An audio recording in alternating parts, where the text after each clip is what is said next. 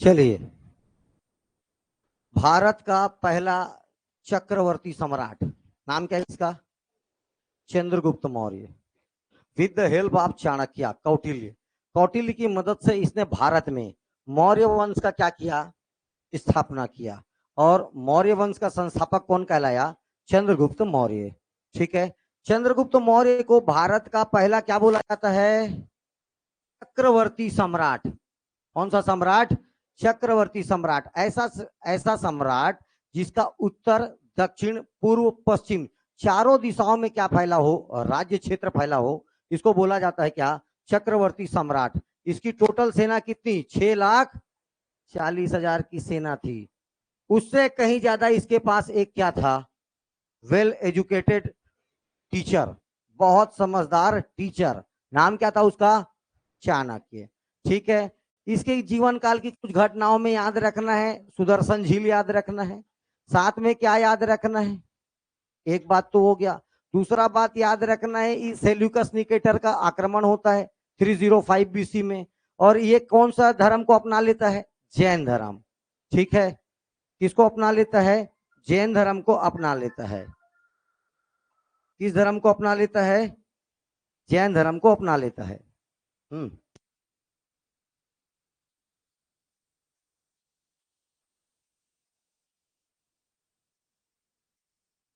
ये जैन धर्म अपना लेता है। कौन सा धर्म अपना लेता है? जैन धर्म। ही एडॉप्टेड जैनिज्म। ओके। इसके बाद इसका बेटा आएगा कौन? बिंदुसार। कौन आ जाएगा? बिंदुसार। बिंदुसार अच्छा नहीं था तो कोई बुरा भी नहीं था। इसने जैसा राजपाट पिता से मिला उसको बड़े बढ़िया संभाल के रखा। बस एक ही चीज याद रखना है, इसके जीवन काल में एक घटना होता है, तक्षशिला पर कीचक का आक्रमण। इसके साथ दो बातें और याद रखनी है। तक्षशिला का उस समय गवर्नर कौन रहता है? सुसीम। कौन रहता है? उसका बड़ा बेटा सुसीम। और तक्षशिला का सॉरी, अवंती का गवर्नर कौन रहता है? अशोक। कौन रहता है? तो क्वेश्चन पूछेगा तक्षशिला का विद्रोह को कौन दबाया? कौन दबाता है? अशोक। क्योंकि सुसीम क्या हो जाता है इसमें? असफल। ठीक है। लेकिन अपने जीते जी ही बिंदुसार ने किसको अपना शासक घोषित कर चुका था? किसको? सुसीम को। किसको घोषित कर चुका था? सुसीम को। यह बात उसके दूसरे पुत्र अशोक को नागवारा गया, और उसने क्या किया? अपने राजा बनने के लिए अपने कितने भाइयों की हत्या कर दी? 99। कितनी? उसके टोटल भाइयों की संख्या, ठीक है, खुद 100 भाई और एक 101, इसमें से एक को नहीं मारता है। किसको? किसको? तीसा। क्या किसको नहीं मारता? तीसा। और उसको बाद में कहां का शासक बना देता है? श्रीलंका। और श्रीलंका का प्राचीन नाम सिंघल। ओके। चलिए, अब अपन बात करते हैं Ashoka the great. Ashoka the great. इसके नाम के सामने ग्रेट इतने आसानी से नहीं लगेगा। इतिहास इतने आसानी से किसी को जगह नहीं देता। इसके नाम के सामने ग्रेट लग रहा है तो कुछ ग्रेट का काम भी किया होगा तभी ग्रेट लगेगा। ठीक है। अभी तो अपने भाइयों को ही मार रहा है। कितना खूंखार था देख लो। राजा बनने के लिए 100 लोगों की हत्या कर डाल रहा है ना भाई? तब ये क्या बनता है? शासक। अब देखिए, बिंदुसार की मृत्यु देखो, मृत्यु का डेट क्या है? 272 बीसी। गौर फरमाना है, 272 बीसी। और इसके कोरोनेशन का डेट क्या है? राज्यभिषेक का 269 बीसी। ओके। तो ये 3 साल तक मगध में क्या होता रहा? सत्ता का संघर्ष, वॉर फॉर सक्सेसरशिप। सत्ता का क्या हो रहा था? मैं राजा ते राजा, गला काटना, यही चल रहा है। कहां पर? मगध में। तो 3 वर्षों तक यहां पर मार काट हुआ। फाइनल अशोक ने राधा गुप्त की मदद से, किसकी मदद से? With the help of Radha गुप्त। अब ये कौन आ गया? तो ये चाणक्य का क्या था? उत्तराधिकारी। जैसे ये बिंदुसार का उत्तराधिकारी है, वैसी चाणक्य का उत्तराधिकारी कौन बना? राधा गुप्त। इसने अपने सभी भाइयों को क्या किया? मार दिया। एक भाई को छोड़ देता है, बाकी बात बाद में करेंगे। With the help of Radha गुप्त इसने सभी भाइयों को मारकर अपना 269 बीसी में क्या कराता है? कोरोनेशन, राज्यभिषेक। 269 बीसी में इसका क्या हुआ, राज्यभिषेक। अब देखो अशोक खुद का कई सारा नाम, जैसे चंद्रगुप्त मौर्य का नाम सेंड्रोकोट्स, नाम याद है। बिंदुसार का नाम सिंहसेन, अमित्रघात, अमित्रोचेट्स, ये सब किसका नाम। अब अशोक का नाम देख के टेंशन आ जाएगा। अशोक का नाम है अशोक वर्धन। कहां पर है, विष्णु पुराण में। बुद्ध शाक्य अभिलेख में। मगधाधिराज भब्रू शिलालेख में। मगध का राजा कहां लिखा है, भब्रू शिलालेख में। मगध कुमार लुम्बनी अभिलेख, या लुम्बनी से मिलता है। अशोक के 4 छोटे छोटे अभिलेख हैं। इनका नाम है, एक का मास्की, एक का नाम गुर्जरा, एक का नेतुर और एक का नाम उदय गोलन। मास्की बस सॉरी, आपका जो ये गुर्जरा है, कौन सा गुर्जरा, ये मध्य प्रदेश में है। कहां पर है, तो गुर्जरा मध्य प्रदेश में। मास्की कर्नाटक, नेतुर कर्नाटक, उदय गोलन कर्नाटक, बाकी तीनों कहां है। इस 4 अभिलेख में अशोक का नाम अशोक मिला। अशोक का नाम क्या मिला, अशोक। मास्की, गुर्जरा, नेतुर, उदय गोलन। इच्छा रहेगा तो याद होगा, मास्की, गुर्जरा, नेतुर और उदय गोलन। आज नहीं याद हुआ तो पेपर में फंस जाने के बाद याद होगा, जब गलत कर लोगे। 2 तरीका है। अशोक का नाम सबसे पहले अशोक किस अभिलेख में मिला, मिला चारों में अशोक है, लेकिन उन चारों में सबसे पहले किसमें, मास्की। इसी का एक अन्य नाम मिलेगा प्रियदर्शी राजा।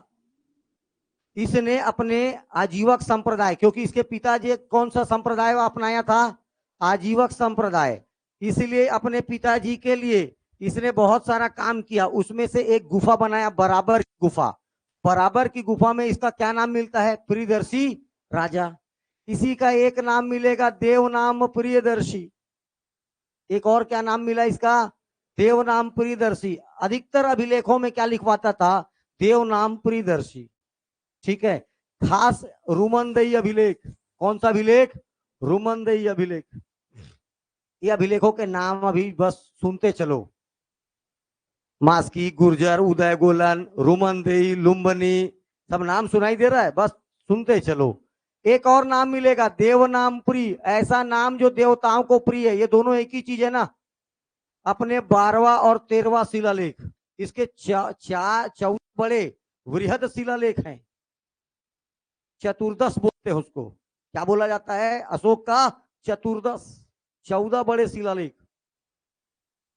उसमें से 12वां नंबर और 13वां नंबर का शिलालेख में क्या मिलता है, देव नाम पुरी।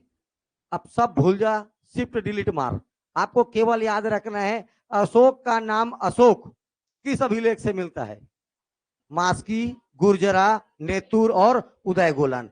एक क्वेश्चन ये आएगा। दूसरा नाम आएगा, अशोक ने अपने अभिलेखों में अपना नाम क्या खुदवाया, तो अशोक देव नाम प्रिय, पूरा नाम अशोक। बस यही 2 चीज याद रखना दिमाग में। अशोक का नाम अशोक किस अभिलेख में मिलेगा, मास्की, गुर्जरा, उदय गोलन और नेतुर। ठीक है। अशोक ने अपने अभिलेखों में क्या नाम था, अशोक देव नाम प्रियदर्शी। बस खत्म। इतना सारा नाम को कुछ याद रखने की जरूरत नहीं है। ठीक है, चलें आगे। चलिए, सब अशोक के अभिलेख। अच्छा, ये अभिलेख ऐसे, ये क्या करता था, ये किसी भी जगह ऐसा लेख लिखवाने की परंपरा ही क्या कहलाया, अभिलेख। ऐसा लिखवा दिया। जैसे आजकल सरकार हर किसी को घर में जाके नहीं बता सकती, मैं ये कर रहा हूं, मेरे द्वारा ये किया जा रहा है, तेंदुपत्ता ग्राहक को इतना देता हूं, इसको उतना देता हूं, धान का बोनस ये फलाना। तो जगह जगह होल्डिंग्स लगे होते हैं। होल्डिंग्स क्या करता है, आपको जानकारी देता है भाई साहब कि ये सरकार की योजनाएं हैं, या कहीं कहीं नियम कानून लिखे रहेगा, ये करना है, ये पट्टा मिल रहा है, इसको इसको नहीं मिलेगा। बीपीएल कार्ड वालों को मिलेगा, बाकी को नहीं मिलेगा। तो याद रखना है, जनता के जन कल्याण, जनता के जन कल्याण और राजकीय योजनाओं के बारे में अवगत कराने के लिए किसका प्रयोग किया, अशोक शिलालेखों का। राजकीय संदेशों, तो अपना संदेश जनता तक पहुंचाने के लिए अशोक ने किसका सहारा लिया, क्योंकि वो एक जगह जा सकता था। जैसे मोदी जी छत्तीसगढ़ में एक जगह आए, कहाँ आए? दुर्ग में। केवल कहाँ आए? दुर्ग में। लेकिन अगर मीडिया नहीं होती तो हर जगह के लोग जान जाते कि आया है। यह फैला कैसे? ऐसे ही। तो एक जगह, या पहले पहले तो ऐसा था नहीं, तो उसके लिए इन सब का यूज कर रहे हैं। ठीक है। तो जनता को संबोधित करने के लिए, जनता तक मैसेज डालने के लिए उसने भारत में एक प्रथा प्रारंभ किया जिसको बोलते हैं शिलालेख। शिला मतलब पत्थर, उस पर कुछ लेख खुदवाना, क्या कहलाया? शिलालेख। ओके। इस शिलालेखों को, बहुत सारे शिलालेख अशोक के, बहुत ज्यादा शिलालेख हैं। इसमें से अब आपको हाईलाइट कर रहा हूं मैं, ध्यान से देखना। अशोक जितने भी शिलालेख लिखा, का लिखा, वो तो उससे जानने से पहले, इसके शिलालेख को सबसे पहले 1750 में टीलो पेंथेलर, नाम याद रखना है, टीलो, इसके द्वारा खोजा गया। तो अशोक के अभिलेखों की खोज टीलो पेंथेलर। क्या पूछेगा? और इसी में एक आदमी का नाम और दे रहेगा, जेम्स प्रिंसेप। क्या दिया रहेगा? James Prinsep. 90% जनता किसको जानती? केवल जेम्स प्रिंसेप को। 1837 इसने क्या किया? जो टीलो पेंथेलर ने खोजा था उसको पढ़ने में सफलता किसको मिली? तो जेम्स प्रिंसेप को। शिलालेखों की खोज करने वाला कौन है? टीलो पेंथेलर। खोजा है वो, इसको प्राप्त हुआ, लेकिन वो पढ़ नहीं पाया क्या लिखा है, क्योंकि भाषा ऐसी थी, ब्राह्मी, ठीक है, खरोष्टी, अरमाइक, ग्रीक, इस टाइप का भाषा था, नहीं पढ़ पाया। लेकिन एक व्यक्ति आया बाद में 1837 में, जो उसको रटपट रटपट पढ़ दिया। नाम क्या था उसका? James Prinsep. दोनों नाम याद रखना है। इसके अभिलेखों को खोजा कौन? खोजा कौन? टीलो पेंथेलर। लेकिन पढ़ने में सफलता किसको प्राप्त हुई? James Prinsep. पूरी जनता एक ही नाम जानती, बस जेम्स। टीलो पेंथेलर कोई नहीं जानता। यही अच्छे परीक्षाओं का सवाल है। अब उसके बाद टीलो पेंथेलर लिखाएगा, ये क्वेश्चन इस सन में आया था, नया पुस्तक छप जाएगा। ठीक है। हाँ, टीलो पेंथेलर, दोनों का नाम जानना है, टीलो पेंथेलर और किसका नाम जानना है आपको? James Prinsep. ठीक है। जो टीलो पेंथेलर भी सबसे पहले किस किस अभिलेख को खोजा था? मेरठ स्तंभ लेख। मेरठ कई प्रकार से ये इंस्क्रिप्शन लिखता था। उसमें एक होता था पिलर इंस्क्रिप्शन, पहले से ऐसा कुछ बना लेगा, उसके ऊपर लिखना, क्या कहलाएगा? Pillar inscription. दीवाल पहले से फिक्स कर लेगा, इतने बाई इतने का इसमें लिखना है, लिखे जाके गड़ा दिए, यही क्या कहलाया? Pillar inscription. क्या कहलाया? तो सबसे पहले पढ़ा जाने वाला, या सॉरी, सबसे पहले जो खोज किया था टीलो पेंथेलर, वो कौन सा अभिलेख था? इसे ही नाम मेरठ से उखाड़, तुगलक वंश का राजा फिरोज शाह तुगलक मेरठ से उखाड़ा। कौन बता सकता है मेरठ कहां पड़ेगा? मेरठ कहां है? उत्तर प्रदेश। कहां है? उत्तर प्रदेश। दिल्ली से लगा हुआ है। ठीक है। दिल्ली खुद कहां आता है? अगर राज्य का बात, एक है केंद्र शासित प्रदेश, लेकिन लगा हुआ किससे? वो यूपी से। लगा हुआ किससे है? यूपी से। ठीक है। नोएडा वोएडा उसका किस पे आ जाता है? हाँ, मेरठ। ठीक है। तो फिरोज शाह तुगलक मेरठ से इसको कहां ले आया? दिल्ली स्थानांतरित किया। लेकिन इन 1837 1837 अशोक के अभिलेखों को सबसे पहले पढ़ने वाले का नाम था जेम्स प्रिंसेप। जेम्स। इसने सबसे पहले टोपरा टोपरा पिलर इंस्क्रिप्शन या एडिक्ट इंस्क्रिप्शन, ये भी पिलर इंस्क्रिप्शन है, लेकिन है टोपरा। टोपरा कहां? हरियाणा में। हरियाणा का एक अभिलेख का नाम था टोपरा। नाम क्या था उसका? टोपरा पिलर इंस्क्रिप्शन या पिलर एडिक्ट। इसको सबसे पहले पढ़ा जेम्स प्रिंसेप। कब पढ़ा? 1837। मिला कब इसका अभिलेख? 1750। मिला कब इसका अभिलेख? 1750। देखो क्वेश्चन क्या पूछता है, ध्यान से।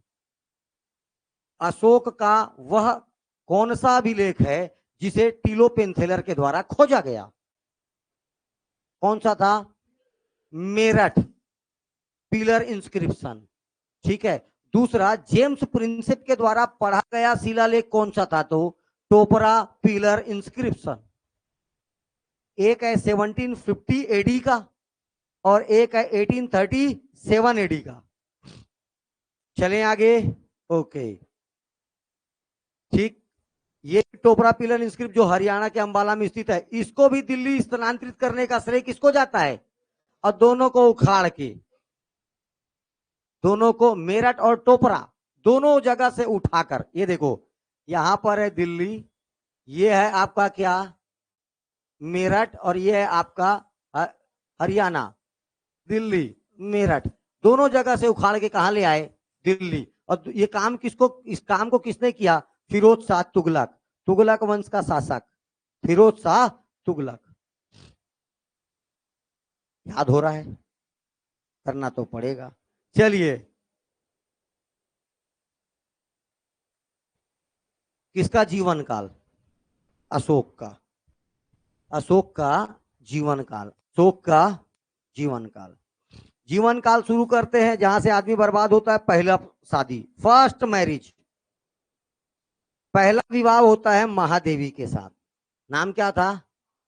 कहां की रानी थी? उज्जैन की राजकुमारी। कहां की राजकुमारी? उज्जैन की राजकुमारी। नाम क्या था? महादेवी।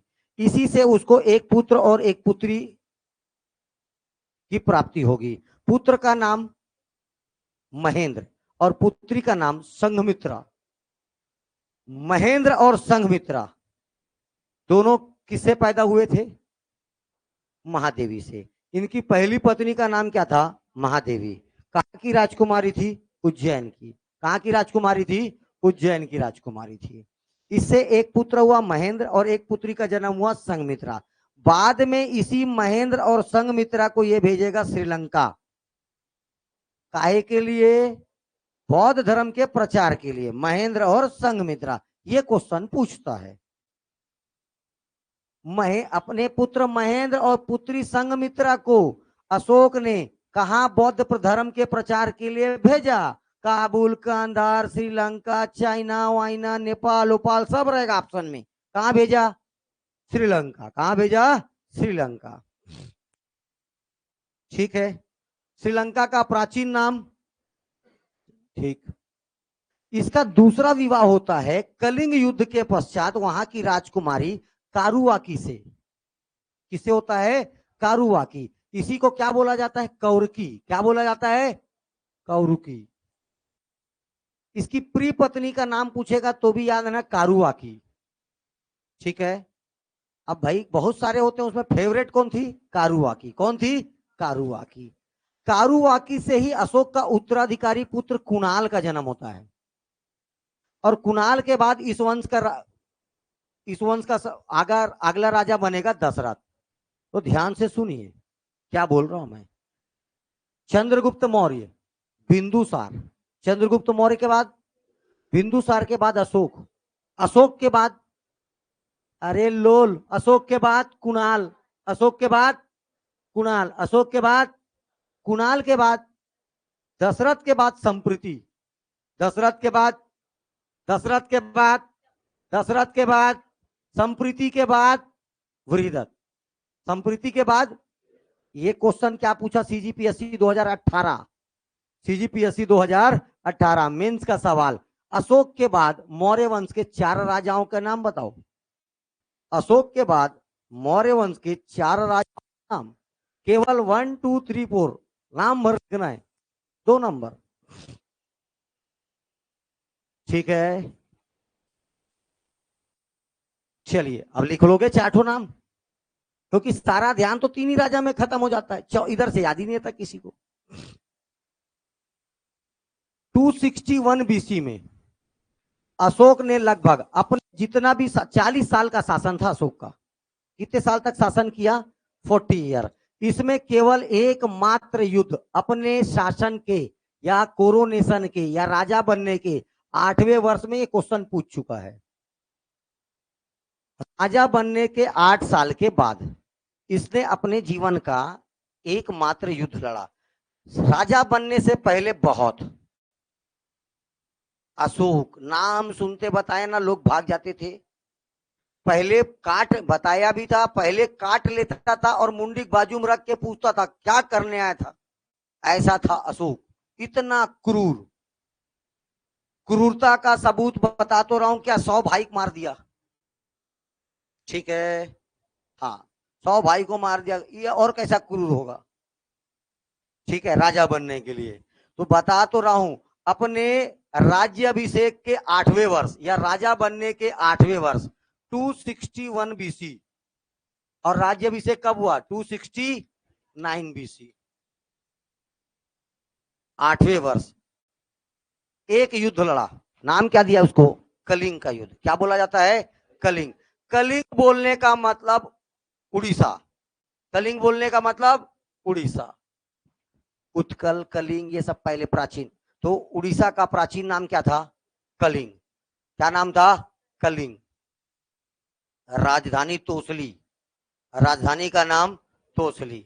अपने राज्यभिषेक होने के पश्चात या राजा बनने के पश्चात 8वें वर्ष, कौन से वर्ष, 8वें वर्ष, इसने कौन सा युद्ध लड़ा भैया, कलिंग का युद्ध। अब परीक्षा में डायरेक्ट कलिंग के युद्ध से डायरेक्ट जो सवाल आता है उसको देखिए।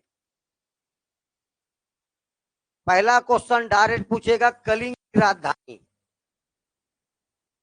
मौर्य शासन से, अरे बहुत सारा होगा, लेकिन मौर्यन टाइम चला, मौर्यन पीरियड चला था, उस समय कलिंग की राजधानी क्या थी, तोसली।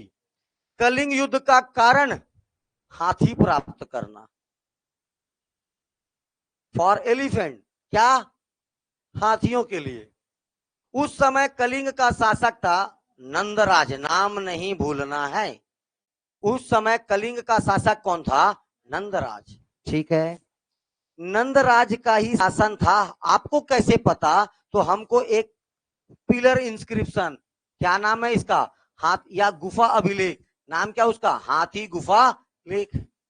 ये किसका था, हाथी गुफा, चेदी वंश के शासक राजा खारोल नहीं, खारवेल है, क्या ये, खारवेल,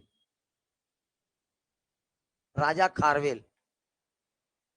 इसी ने क्या बस, देखो राजा खारवेल के हाथी गुम्फा अभिलेख से ही आपको इस बात की जानकारी मिलती है कि नंद वंश का संस्थापक महापद्मानंद ने कहां पर, कलिंग में नहर का निर्माण करवाया। इस बात की भी जानकारी कहां से मिलती है, उसने भी कलिंग पर आक्रमण किया था। ये सारी जानकारी, जैसे कलिंग के बारे में कोई भी सवाल आया, कौन सा अभिलेख आंसर लेना है, हाथी गुम्फा अभिलेख या हाथी गुफा अभिलेख। गुहा बोला जाता है, गुहा, गुफाओं को क्या बोलते हैं, गुहा, हाथी गुहा अभिलेख, ठीक है। था किसका ये, नंद वंश के शासक राजा खारवेल। लिखा कौन था इसको, नंद वंश का, सॉरी, चेदी वंश का, चेदी वंश का शासक, राजा का नाम खारवेल, खारवेल। कलिंग का युद्ध सन 261 बीसी। अब देखो, इस युद्ध में इतना भीषण नरसंहार हुआ कि 1 लाख से ज्यादा लोग मर गए। 1 लाख, अभी वर्ल्ड वार होता है तो इतने नहीं मरते, बात समझ में आ रहा है। 1 लाख लोग मारे गए, लगभग 1.5 लाख के लोग, 1.5 लाख लोग गिरफ्तार हुए। कितने लोग को गिरफ्तार किया गया, इतना रक्तपात, इतना खून बहा कि बोलते हैं वो आसपास से जो जो नदियां बहती है, उस नदियों का पानी कैसा था, पूरा लाल, ठीक है, कैसा था, लाल। इतना नरसंहार हुआ। अब ये देख के और क्या पाया वहां से, हाथी। क्या पाया अशोक वहां से, हाथी। अशोक बोला यार मैं ठीक नहीं किया। रात को जब बैठा तो बड़ा गिल्टी फील हुआ। अकेले में जब आदमी होता है ना, तब उसको ओरिजिनल पता चलता है कि वो क्या है। अकेले अपने बारे में चिंतन करने जब बैठोगे ना, तब आप खुद ही जान जाओगे कि आप क्या हो। समझ, कोई आपसे अच्छा आपको कोई नहीं जानता, आपसे अच्छा आपको कोई भी नहीं जानता है, सच्चाई यही है ना भाई। आप अगर एक आधा घंटा कभी चिंतन करने बैठे हैं, अपने बारे में सोचने, तब पता चलेगा ओरिजिनल में आप क्या हो। तब जानोगे कि आप लोल हो, खुद ही से आवाज आएगा तू बेटा लोल है ना? तो उससे भी आत्मगिलानी हुआ और ये बोला ये सब बेकार है, मेरे को खून उन नहीं चाहिए, खून खराबा नहीं चाहिए आज के बाद, ठीक है, आज के बाद युद्ध छोड़ करके ये कहाँ चले गया, बौद्ध धर्म में। तो इसी को बोला जाता है, ध्यान से सुनना क्या बोल रहा हूं मैं, भैरी घोष। भैरी घोष बड़ा उटपुटांग नाम है, लेकिन याद तो करना पड़ेगा। भैरी घोष मतलब युद्ध को छोड़कर। धम्म घोष किसमें चले गए ये, धम्म घोष, बौद्ध धर्म में धम्म। इसी को बोला गया अशोक का धम्म, अशोक का धम्म है क्या, सब बता रहा हूं, पहले ध्यान से सुन। इतना नरसंहार देख के अशोक का मन विचलित हो गया, बोले अब मेरे को नहीं कुछ करना है, अब मैं युद्ध नहीं करना चाहता, अब क्या करना चाहता हूं, तो बोले अहिंसा। तो इसीलिए उसने कौन सा धर्म अपना लिया, बौद्ध धर्म, ठीक है। पशु बलि नहीं देना है, मतलब जितने बौद्ध धर्म अपनाएगा तो बौद्ध धर्म के नियम कानून को मानेगा। कैसे पता चला अशोक ने बौद्ध धर्म अपनाया, तो हमको इस बात की जानकारी मिलती है तीसरे बौद्ध संगति से, जो किसके शासन काल में हुआ, अशोक के शासन काल में हुआ। कहां हुआ, पाटलिपुत्र में हुआ। कौन कराया, मोगलीपुत्र 30, मोगलीपुत्र 30। इसके द्वारा क्या कराया गया, बौद्ध का तीसरा बौद्ध संगति कराया गया, और इसमें तीसरा पीठक जोड़ा गया, कौन सा, अभिधम्म पीठक, कौन सा, ठीक। अब ये क्या हो गया भैया, ये पूरा बोला ना, इसका जीवन यहां से परिवर्तन। तो बौद्ध धर्म कौन सा धर्म, देखो इसने राजा बनने के लिए अपने भाई किसको मारा, सबसे पहले सुसीम को, बड़ा भाई। उसका एक बेटा था, नाम क्या था उसका, तभी तो बोल रहा हूं भतीजा। सुसीम का बेटा निग्रोध इसका भतीजा था, क्या था, भतीजा। एक दिन अशोक उसको कुछ जगह जायदाद देना चाहता था, क्योंकि तेरा पिताजी का भी हिस्सा बनता था, हालांकि अब मेरा है, लेकिन तेरे पिताजी का क्या था, इसमें ज्यादा हिस्सा था। तो उसको बुलाता है, बोले तेरे को गुस्सा नहीं आता मेरे को देख कर कि मैं तेरे पिता का हत्यारा हूं, तेरे को गुस्सा आना चाहिए, तो तू एकदम, मैं तेरे को देखता हूं कूल एंड काम घूमता है, बिल्कुल कोई मतलब नहीं है। बोले मेरे को राजपाट ये सब कुछ नहीं चाहिए, क्योंकि मैं कहा चला गया, बौद्ध धर्म में, हमारे लिए क्या है, अहिंसा। बोले ये क्या आदमी यार। तो उसे बौद्ध धर्म की शिक्षा, देखो ध्यान से मैं क्या बोल रहा हूं, बौद्ध धर्म अपनाना है, इस बात की प्रेरणा किससे मिलता है, किससे मिलता है, निग्रोध से। लेकिन सॉरी, अशोक को बौद्ध धर्म की शिक्षाएं देता कौन है, तो उपगुप्त, उपगुप्त, उपगुप्त। लेना, बौद्ध धर्म अपनाना है, इस बात की प्रेरणा किससे मिल गई, निग्रोध। किससे मिल गया, निग्रोध कौन था, भतीजा था, ठीक है। और बौद्ध धर्म की इसको शिक्षा दिया कौन, उपगुप्त, उप, दोनों याद रखना है। क्वेश्चन, मैं सर जब मैं निग्रोध लेता हूं तो उपगुप्त को अगला पीएससी वाला आंसर लेता है, और मैं उपगुप्त लेता हूं ना, निग्रोध को आंसर लेता है। मेरे साथ ही ऐसा क्यों कर रहा है, जानबूझ के, जानबूझ के नहीं, तू जानता ही आधा है। एक से प्रेरणा मिल रहा है, दूसरा उसको बौद्ध धर्म का क्या दे रहा है, शिक्षा दे रहा है। अब क्वेश्चन क्या पूछ रहा है ये देखो, तू शिक्षा कौन दिया, एक बार पूछ रहा है तो तू कुछ और मार रहा है, अगले बार भी कुछ और मार रहा है, क्योंकि तो अगले बार मैं देखा था तो ये लिया था, अब अगले बार वो मार रहा है, क्वेश्चन दूसरा है। ध्यान से अपने देखो, अब अपने शासन काल के 10वें वर्ष ये कहां गया भाई साहब, क्यों गया होगा बोध गया, तू बता दो रे, बोध गया ही क्यों गया, बाकी कहीं भी जा सकता था, तू बता यादव, बोध गया क्यों गया,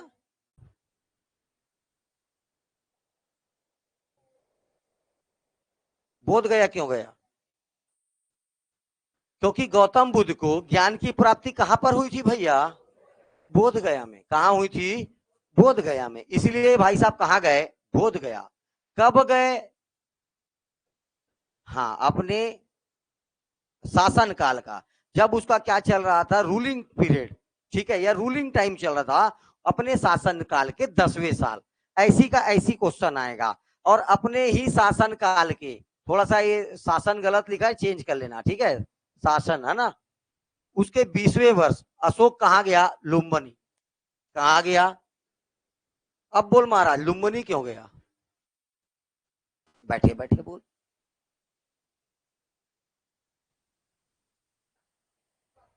हाँ, birth place of Gautam Buddha. तो गौतम बुद्ध का जन्म कहाँ हुआ था? लुम्बिनी, इसलिए कहा गया वो लुम्बिनी। और लुम्बिनी को जाते साथ क्या कर दिया?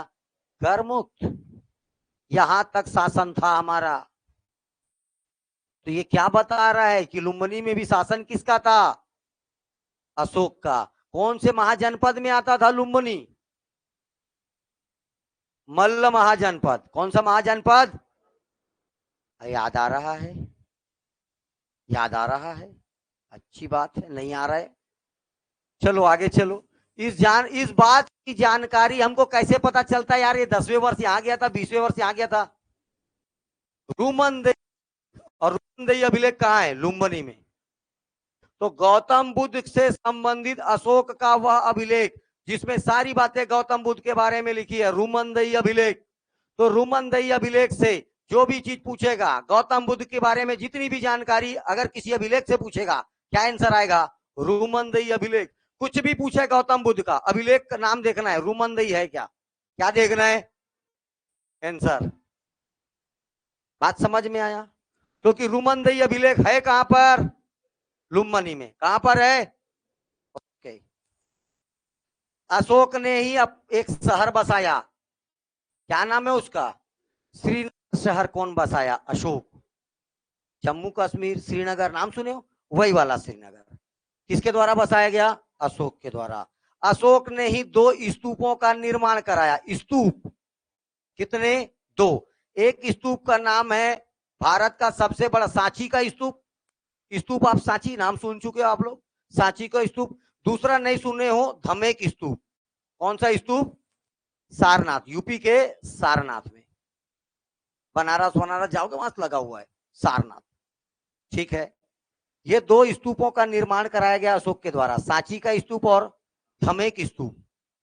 स्तूप है। क्या है ये? स्तूप।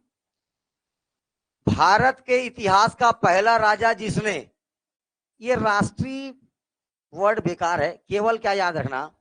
उद्यान बनवाए। राष्ट्रीय उद्यान मतलब नेशनल पार्क हो जाएगा।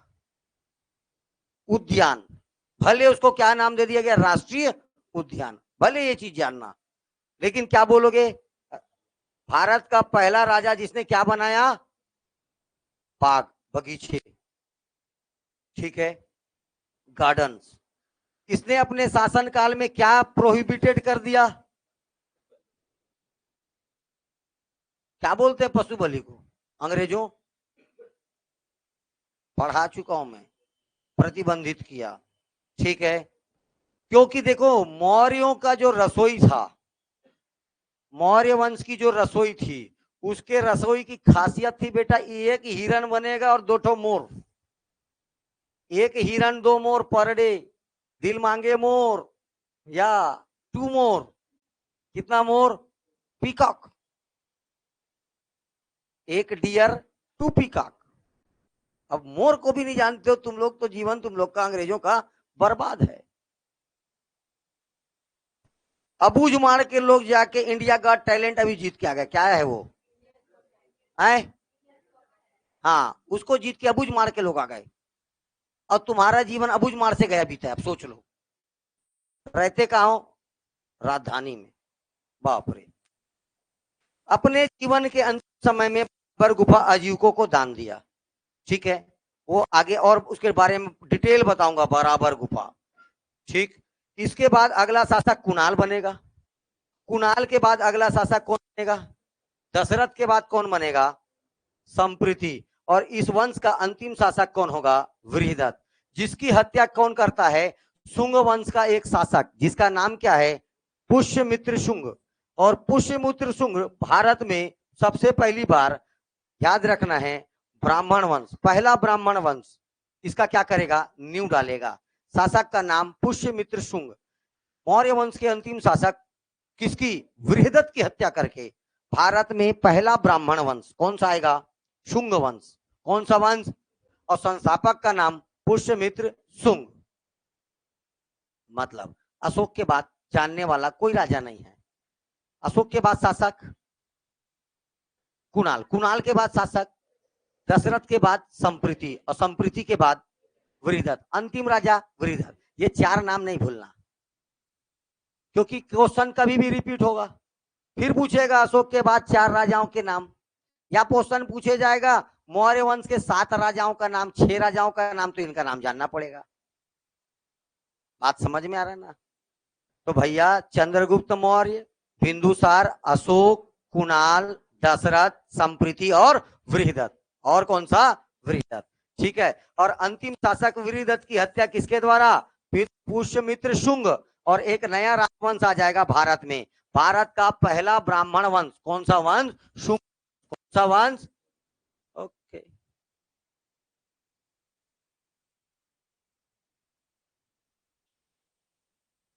अशोक का धम्म, अशोक का धम्म।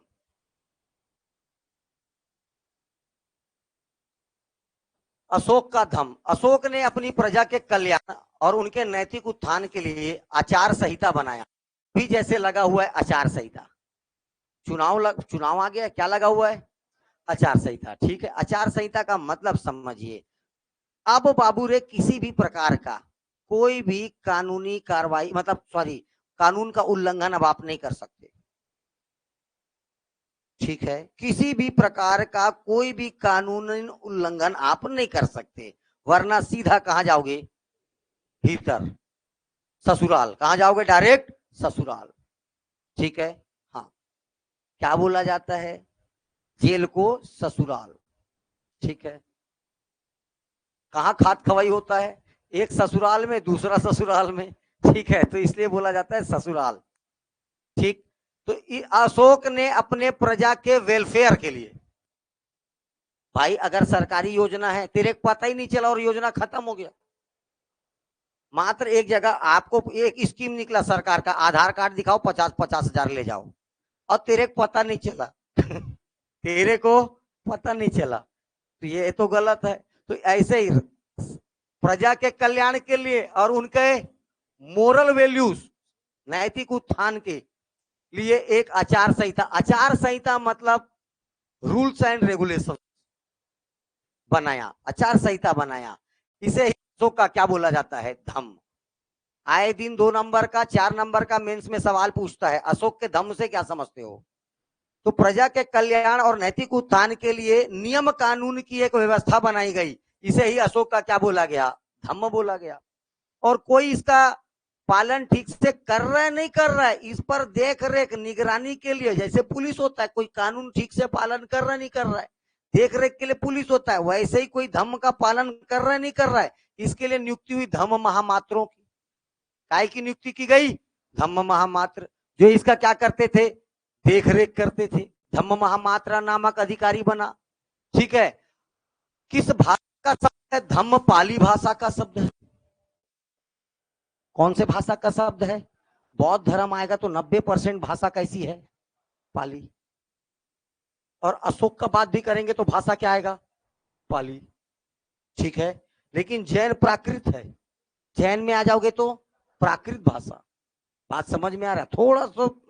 थोड़ा सोच समझ के पढ़ना है भैया, नहीं तो वही चीज आएगा लेकिन बन नहीं पाएगा। क्वेश्चन आएगा वही, लेकिन आपसे बन नहीं पाएगा, दिक्कत है ना भाई। चलो, पाली भाषा। ठीक है। अशोक के किस शिलालेख से मिलता है? तो भब्रू शिलालेख। और भब्रू शिलालेख कहाँ है? राजस्थान में। भब्रू नामक जगह कहां पर है? राजस्थान में। तो भब्रू शिलालेख कहां पर है? राजस्थान में। ठीक है। इसके बारे में आपको काय की जानकारी मिलती है? धम्म की। ठीक। अब एक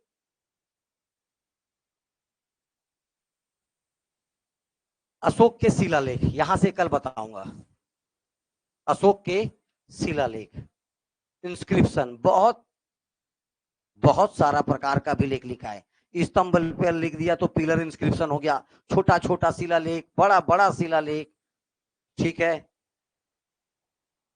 चलिए अब निकालिए छत्तीसगढ़।